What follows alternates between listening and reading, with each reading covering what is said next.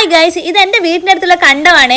ഇന്നലത്തെ ഒരൊറ്റ ദിവസത്തെ മഴ കാരണം നമ്മുടെ കണ്ടം കാണാനില്ല ഗൈസ്. കണ്ടത്തിന്റെ സ്ഥാനത്ത് ഒരു പുഴയാണ് ഇപ്പൊ കിടക്കുന്നത്. ഈ വീഡിയോ ഞാൻ എടുത്തേക്കുന്നത് സൺഡേ ഈവനിങ് ആണ്. ട്യൂസ്ഡേ മോർണിംഗ് ഞാൻ ഒരു വീഡിയോ കൂടി എടുത്തിട്ടുണ്ട്. ആ വീഡിയോ ഞാൻ ഇതിലൂടെ വെക്കുന്നുണ്ട്. അത് കണ്ട് ഞാൻ തന്നെ ഞെട്ടിപ്പോയി ഗൈസ്, ഇത്ര പെട്ടെന്ന് വെള്ളം നിറഞ്ഞോന്ന് വിചാരിച്ചിട്ട്. ഇതാണ് ഗൈസ് നമ്മുടെ പുഴ.